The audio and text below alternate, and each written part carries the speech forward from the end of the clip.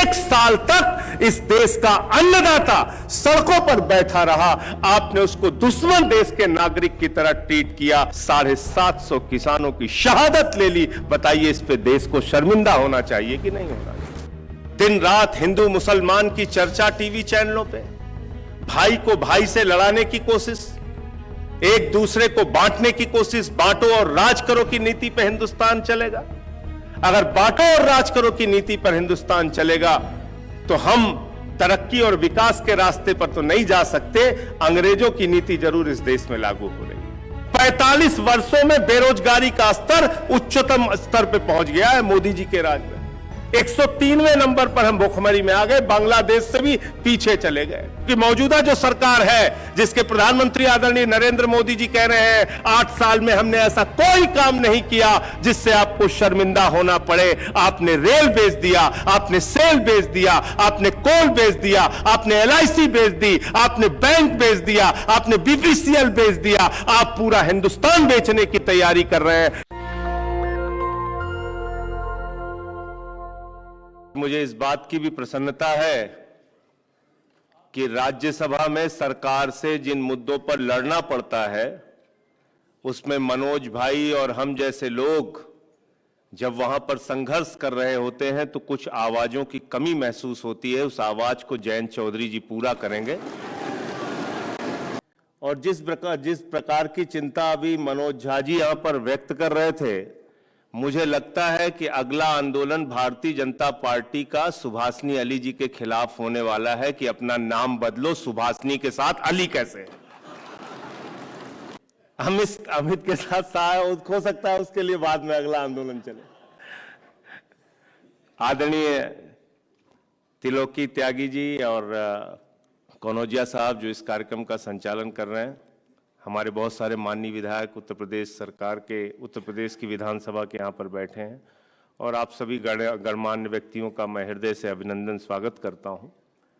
आज के कार्यक्रम में मुख्यमंत्री अरविंद केजरीवाल जी को आना था, लेकिन कुरुक्षेत्र में एक रैली पहले से ही निर्धारित थी जिसकी वजह से वो नहीं आए, तो उन्होंने अपनी श्रद्धांजलि चौधरी चरण सिंह जी के कदमों में भेजी है और मैं सर झुका के चौधरी साहब को उनकी पुण्यतिथि पर नमन करता हूं। मैं चंद लाइनों से अपनी बात शुरू करूंगा। यमुना प्रसाद उपाध्याय जी उत्तर प्रदेश के मशहूर कवि हैं। उन्होंने कहा था कि धान से गेहूं से जब गोदाम सारे भर गए तो पूछते हो पेड़ को इन पत्तियों ने क्या दिया। इन चिरागों में जरा सी जो रोशनी है हमसे है, देश को इन लाल नीली बत्तियों ने क्या दिया। प्रधानमंत्री जी ने 8 साल पूरा होने पर कहा कि मैंने 8 वर्षों में कोई ऐसा काम नहीं किया जिससे आपको शर्मिंदा होना पड़े। कितनी चीजों को याद करें जिससे देश शर्मिंदा हुआ। आपने नोटबंदी की, प्रधानमंत्री जी, कहा काला धन खत्म हो जाएगा, आतंकवाद खत्म हो जाएगा। काला धन तो खत्म नहीं हुआ, आतंकवाद तो खत्म नहीं हुआ, लेकिन इस देश की 100 जिंदगियां लाइन में लग के खड़ी रह के खत्म हो गई। बताइए, शर्मिंदा होना चाहिए कि नहीं होना चाहिए? बताइए, कोरोना की महामारी में नदी के घाट पर हजारों लाशें सड़ी हुई मिली, चील कौवे कुत्ते नोचते रहे। बताइए, इस देश को शर्मसार होना चाहिए कि नहीं होना चाहिए? बताइए प्रधानमंत्री जी, हम आपसे पूछना चाहते हैं, हिंदुस्तान की आजादी के बाद बहुत बार कच्चे तेल का दाम अंतर्राष्ट्रीय बाजारों में बढ़ा, लेकिन 100 रुपए से पार पेट्रोल और डीजल पहुंच गया। इस पे हमें शर्मिंदा होना चाहिए कि नहीं होना चाहिए? बताइए प्रधानमंत्री जी। 1 साल तक इस देश का अन्नदाता सड़कों पर बैठा रहा, आपने उसको दुश्मन देश के नागरिक की तरह ट्रीट किया। आंसू गैस के गोले छोड़े, पानी की बौछारें की, आपने उनके सामने कटीले तार बिछवाने का काम किया। 750 किसानों की शहादत ले ली। बताइए, इस पे देश को शर्मिंदा होना चाहिए कि नहीं होना चाहिए? शर्मिंदा होने के बहुत सारे कारण हैं। चौधरी चरण सिंह जी, जिस हिंदू मुस्लिम एकता, जिस भाईचारे के लिए अपना पूरा जीवन उन्होंने बिताया, जब तक वो जीवित थे कभी भी इस देश में सांप्रदायिक सौहार्द को बिगड़ने नहीं दिया। उसके लिए लगातार सतत संघर्ष करते रहे, जिसका जिक्र भी जयंत चौधरी जी कर रहे थे। बताइए, हमें शर्मिंदा होना चाहिए कि नहीं होना चाहिए कि जब आपकी सरकार देश की संसद में जवाब देती है कि 4 साल में 3400 दंगे हिंदुस्तान के अंदर हुए। बताइए, इन सवालों पे हमें शर्मिंदा होना चाहिए कि नहीं होना चाहिए? आज 8 साल के राज में इस देश ने वो सब कुछ देखा जो हमने पहले कभी नहीं देखा था। और जब चौधरी चरण सिंह जी की पुण्यतिथि को हम उनको याद कर रहे हैं और सांप्रदायिक सौहार्द को लेकर यहां जयंत चौधरी जी ने अपनी चिंता व्यक्त की, तो मैं ये पूछना चाहता हूं कि इस देश में हमारे सामने सवाल क्या होने चाहिए और क्या है? विविधता में एकता भारत की विशेषता है। यह वो मुल्क है जहां संकट मोचन के मंदिर में बिस्मिल्लाह खान की सहनाई गूंजती है। यह वो मुल्क है जहां मलिक मोहम्मद जायसी पद्मावत लिखते हैं। यह वो मुल्क है जहां रसखान को पढ़कर हम भगवान कृष्ण के बारे में जानते हैं। यह वो मुल्क है जहां मोहम्मद रफी गाना गाते हैं, सुख के सब साथी दुख में ना कोई, मेरे राम तेरा नाम एक सांचा दूजा ना कोई। यह वो हिंदुस्तान है। और इस हिंदुस्तान के सद्भाव को बिगाड़ने की कोशिश, दिन रात हिंदू मुसलमान की चर्चा टीवी चैनलों पे, भाई को भाई से लड़ाने की कोशिश, एक दूसरे को बांटने की कोशिश, बांटो और राज करो की नीति पे हिंदुस्तान चलेगा। अगर बांटो और राज करो की नीति पर हिंदुस्तान चलेगा तो हम तरक्की और विकास के रास्ते पर तो नहीं जा सकते। अंग्रेजों की नीति जरूर इस देश में लागू हो रही है। आप बताइए, बचपन में हमारे मां बाप कहते थे हनुमान चालीसा पढ़ना है तो हनुमानगढ़ ही जाओ। वाजपेयी कह रहे हैं हनुमान चालीसा पढ़ना है तो मस्जिद में जाओ, कुतुब मीनार में जाके हनुमान चालीसा पढ़ो, जाओ चले जाओ ताजमहल में हनुमान चालीसा पढ़ो। कितने दिन, कितने सवालों पे आपको लड़ाया जाएगा? कल को कोई उठ के खड़ा होगा, वो कह देगा कि साहब सुप्रीम कोर्ट के नीचे हमें रात में सपना आया कि इसमें 3 मंदिर है, सुप्रीम कोर्ट खोद दो। कल को कोई कहेगा संसद भवन के नीचे हमें सपना आया, यहां पे 3 मंदिर है, संसद भवन खोद दो, ये हमारी आस्था का विषय है। क्या इससे देश आगे बढ़ेगा? क्या इन सवालों से देश आगे बढ़ेगा? 45 वर्षों में बेरोजगारी का स्तर उच्चतम स्तर पे पहुंच गया है मोदी जी के राज में। 103वें नंबर पर हम भुखमरी में आ गए, बांग्लादेश से भी पीछे चले गए। पत्रकारों ने हमसे कहा कि बांग्लादेश से भी हम भुखमरी पे पीछे चले गए। हमने कहा मोदी जी का मास्टर स्ट्रोक है, ऐसा बना दो इस देश को कि बांग्लादेशी घुसपैठिए यहां आने ना पाए, हम बांग्लादेश से भी पीछे चले जाएं। ये करने जा रहे हैं, ये हो रहा है इस देश के अंदर। तो इसलिए हमको इन सारे सवालों पर, और चौधरी साहब की बात अगर मैं करता हूं तो मैं दावे के साथ कह सकता हूं, हिंदुस्तान की राजनीति में ईमानदारी, नैतिकता और सच्चाई के कोई एक बड़े मानक के नेता अगर कोई हिंदुस्तान में थे तो उसका नाम था चौधरी चरण सिंह जी। और ये बात मैं क्यों कह रहा हूं? एक उदाहरण के साथ ये बात मैं कहना चाहता हूं। हमारे जिले में विधानसभा का चुनाव हो रहा था, केसी त्यागी साहब, और शायद आपको घटना याद होगी सुल्तानपुर में। चौधरी साहब आए, उनको रैली करने जाना था एक विधानसभा क्षेत्र में। अपने एम्बेसडर कार पे वहां के जिला अध्यक्ष को बिठाया और बोले कि ये प्रत्याशी कैसा है? जिला अध्यक्ष ने कहा, जी ऐसे आदमी को कैंडिडेट बना दिया जो दिन रात शराब पी के डूबा रहता है। कहने लगे अच्छा? बोले हाँ, विधायक तो बन गया था अपनी पार्टी से, लेकिन काम नहीं किया जनता का। 10,000 आदमी सामने खड़े हैं। चौधरी साहब मंच पर आए, भाषण शुरू किया। बोले भाई गलती से इस आदमी को टिकट दे दिया, पता चला ये शराबी है, इसको वोट मत देना। मंच से उतरे, चले गए। राजनीति के अंदर ये नैतिक साहस अगर हिंदुस्तान की राजनीति में किसी को था तो वो साहस था चौधरी चरण सिंह जी को।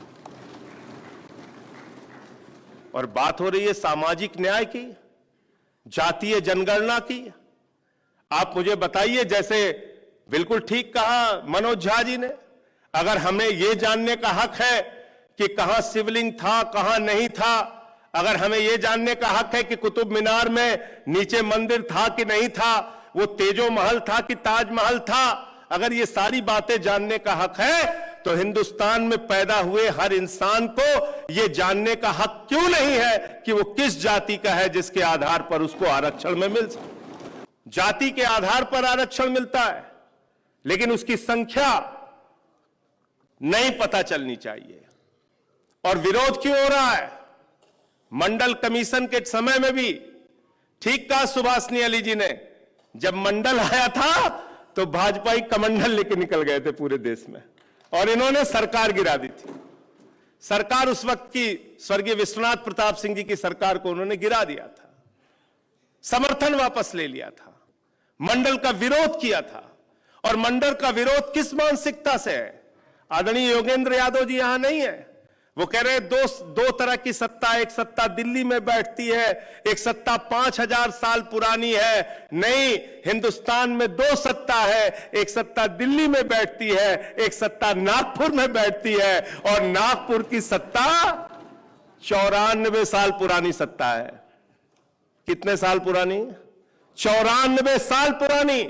और मैं अभी आपको बोल रहा हूं, याद करके, गूगल करके, जितने तरीके से हो खोज कर देख लेना, 94 साल तक उस सत्ता पर आज तक कोई पिछड़ा या दलित नहीं बैठा। उस सत्ता का प्रमुख कोई आज तक पिछड़ा या दलित नहीं हुआ। तो विरोध कहां से हो रहा है? दो सत्ता से हो रहा है, एक दिल्ली की सत्ता, एक नागपुर की सत्ता। और इस बात को हमें समझना पड़ेगा। डॉक्टर लोहिया कहते थे, एक आदमी 0 पॉइंट पे खड़ा है, एक आदमी 20 किलोमीटर आगे खड़ा है, दोनों के बीच में प्रतियोगिता नहीं कराई जा सकती। समाज के वंचित, शोषित, पिछड़े, दलित लोगों को विशेष अवसर देना पड़ेगा, उनको मुख्य धारा में आगे लाकर देना, खड़ा करना पड़ेगा, तब उनके बीच में प्रतियोगिता हो सकती है। और इसलिए एक बहुत अच्छी पहल आपने की है जातीय जनगणना की और समानता की, समानता के आयोग की। तो कम से कम सबसे ज्यादा जरूरत अगर 75 साल में किसी आयोग की जरूरत इस समय महसूस हो रही है लोगों को, तो समानता के आयोग की जरूरत हो रही है। बराबरी का एहसास तो हो, लगे तो इंसान को कि हां उनको इंसान की तरह ट्रीट किया जा रहा है। कहीं किसी की लिंचिंग हो जा रही है, कहीं किसी को मारा जा रहा है। बताइए आप, ऐसे ऐसे दृश्य आते हैं, आंख से आंसू आ जाता है। मध्य प्रदेश के अंदर जैन समाज के मानसिक रूप से एक कमजोर व्यक्ति को पीट पीट के इसलिए मार दिया गया कि वो आदमी अपना नाम नहीं बता सका, और मारने वाला यह समझ रहा था कि ये मुसलमान है। जब उसकी मौत हो गई तो पता चला कि ये तो जैन है और इसके परिवार के लोग बीजेपी के समर्थक हैं। ये हो रहा है हिंदुस्तान के अंदर। क्या ऐसा हिंदुस्तान हम बनाना चाहते हैं? क्या ऐसा भारत माता की जय अगर हम लगाते हैं तो भारत माता के तो 130 करोड़ संतान है, जिसमें हिंदू भी है, मुसलमान भी है, सिख भी है, ईसाई भी है, दलित भी है, अगड़े भी है, पिछड़े भी है। अगर भारत माता की जय हम लगाते हैं तो 130 करोड़ हिंदुस्तानियों की भी जय हमें लगानी होगी, तभी भारत माता की जय हो सकती है। कौन सी ऐसी मां है दुनिया में जो अपने किसी बच्चे से भेद करे, किसी को छोटा समझे, किसी को ऊंचा समझे, किसी को बड़ा समझे? अगर समानता आयोग की बात आप कर रहे हैं जैन जी, हृदय से आपको बधाई देना चाहता हूं। बहुत अच्छी पहल है, और इस समय सबसे ज्यादा जरूरत इस बात की है। लोगों में भाव खत्म होता जा रहा है कि हम वास्तव में इस देश में समानता के आधार पर जी सकते हैं। बाबा साहब ने जो हमें अधिकार दिया संविधान के अंदर, वास्तव में उसके मुताबिक हम अपनी जिंदगी को जी सकते हैं। ये हालात हैं इस वक्त, और इसलिए जो आपसे बार बार सवाल पूछते हैं लोग, आपकी क्षमता और योग्यता पे सवाल उठाते हैं, बिल्कुल ठीक कहा, पड़ताल होनी चाहिए। जुडिशरी की क्या हालत है, कितने दलित और पिछड़े लोगों को न्याय मिलता है, इस पे बहस होनी चाहिए। इस देश में चर्चा होनी चाहिए। चर्चा होनी चाहिए कि प्राइवेट फैक्ट्रियों में कितने लोगों को नौकरियां मिली और किन किन जाति और किन किन समाज के लोगों को नौकरियां वहां पे मिली। इस बात की चर्चा होनी चाहिए, और इसलिए भी होनी चाहिए क्योंकि मौजूदा जो सरकार है, जिसके प्रधानमंत्री आदरणीय नरेंद्र मोदी जी कह रहे हैं 8 साल में हमने ऐसा कोई काम नहीं किया जिससे आपको शर्मिंदा होना पड़े। आपने रेल बेच दिया, आपने सेल बेच दिया, आपने कोल बेच दिया, आपने LIC बेच दी, आपने बैंक बेच दिया, आपने BPCL बेच दिया, आप पूरा हिंदुस्तान बेचने की तैयारी कर रहे हैं। किन किन बातों पर शर्मिंदा हो? बताइए किन किन बातों पर शर्मिंदा हो? लाल किला तक तो बेच दिया आपने, और कहते हैं ताजमहल तोड़ डालो इसलिए कि इसको मुगलों ने बनाया। क्या क्या तोड़ोगे, क्या क्या तोड़ोगे आप? अंग्रेजों ने संसद भवन बनाई, उसको तोड़ डालो, लाल किला बनाया, उसको सब कुछ तोड़ डालो आप। तो इसलिए मैं सिर्फ एक बार यही कहना चाहता हूं कि आज ऐसे नेता की याद में हम लोग इकट्ठा हुए हैं और ऐसे दो महत्वपूर्ण विषय को लेकर इकट्ठा हुए हैं जिसको पूरे देश में पहुंचाने की आवश्यकता है। और इसमें जो भी भूमिका मेरी हो सकती है, आदरणीय जयंत चौधरी जी यहां पर मौजूद हैं और जो भी हमारे वरिष्ठ यहां पर साथी मौजूद हैं, उनके साथ मिलकर इस मुहिम को आगे तक पहुंचाने का काम करेंगे, क्योंकि हम लोग लोहियावादी हैं और ये मानते हैं कि अगर सड़क खामोश हो गई तो संसद बेलगाम हो जाएगी। बहुत बहुत शुक्रिया, बहुत बहुत धन्यवाद। नेशनल दस्तक की आपसे गुजारिश है कि अगर इसको बचाना चाहते हैं तो नेशनल दस्तक को सब्सक्राइब करने के लिए रेड कलर के सब्सक्राइब बटन को दबाएं, फिर बेल आइकन की घंटी दबाएं। नेशनल दस्तक को बचाने के लिए बहुत जरूरी है कि हर खबर को शेयर करें, लाइक करें, कमेंट जरूर करें।